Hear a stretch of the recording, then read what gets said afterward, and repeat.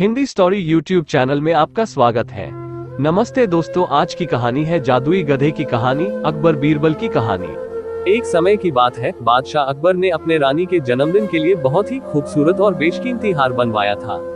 जब जन्मदिन आया तो बादशाह अकबर ने वह हार अपनी रानी को तोहफे में दिया, जो उनकी रानी को पसंद आया। अगली रात रानी ने वह हार गले से उतारकर एक संदूक में रख दिया। जब इस बात को कई दिन गुजर गए तो एक दिन रानी ने हार पहनने के लिए संदूक खोला, लेकिन हार कहीं भी नहीं मिला। इससे वो बहुत उदास हो गई और इस बारे में बादशाह अकबर को बताया। इस बारे में पता चलते ही बादशाह अकबर ने अपने सैनिकों को हार ढूंढने के लिए आदेश दिया, लेकिन हार कहीं भी नहीं मिला। इससे अकबर को यकीन हो गया कि रानी का हार चोरी हो गया है। फिर अकबर ने बीरबल को महल में आने के लिए बुलावा भेजा। जब बीरबल आया तो अकबर ने सारी बात बताई और हार को खोज निकालने की जिम्मेदारी उसे सौंप दी। बीरबल ने समय व्यर्थ किए बिना ही राजमहल में काम करने वाले सभी लोगों को दरबार में आने के लिए संदेश भिजवाया। थोड़े ही देर में दरबार लग गया। दरबार में अकबर और रानी सहित सभी काम करने वाले हाजिर थे, लेकिन बीरबल दरबार में नहीं था।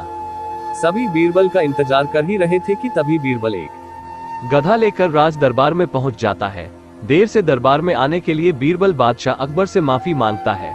सभी सोचने लगते हैं कि बीरबल गधे को लेकर राज दरबार में क्यों आया है। फिर बीरबल बताता है कि यह गधा उसका दोस्त है और उसके पास जादुई शक्ति है। ये शाही हार चुराने वाले का नाम बता सकता है। इसके बाद बीरबल जादुई गधे को सबसे नजदीक वाले कमरे में ले जाकर बांध देता है और कहता है कि सभी एक एक करके कमरे में जाएं और गधे की पूंछ पकड़कर चिल्लाएं, जहां पनाह मैंने चोरी नहीं की है। साथ ही बीरबल कहता है कि आप सभी की आवाज दरबार तक आनी चाहिए। सभी के पूंछ पकड़कर चिल्लाने के बाद आखिर में गधा बताएगा कि चोरी किसने की है। इसके बाद सभी कमरे के बाहर एक लाइन में खड़े हो गए और एक एक करके सभी ने कमरे में जाना शुरू कर दिया।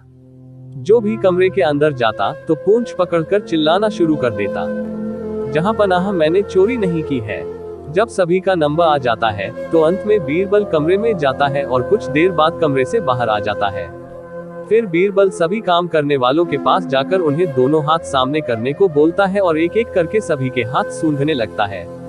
बीरबल की इस हरकत को देखकर सभी हैरान हो जाते हैं। ऐसे ही सूंघते सूंघते एक काम करने वाले का हाथ पकड़कर बीरबल जोर से बोलता है, जहां पनाह इसने चोरी की है। ये सुनकर अकबर बीरबल से कहते हैं, तुम इतने यकीन के साथ कैसे कह सकते हो कि चोरी इस सेवक ने ही की है? क्या तुम्हें जादुई गधे ने इसका नाम बताया है?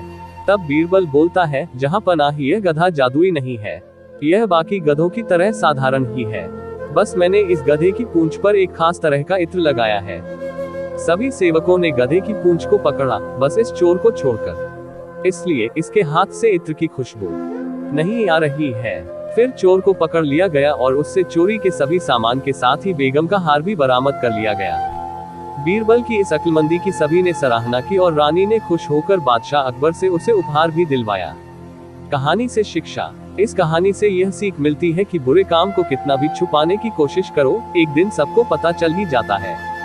इसलिए बुरे काम नहीं करने चाहिए। हिंदी स्टोरी यूट्यूब चैनल में कहानियां देखने के लिए आपका धन्यवाद।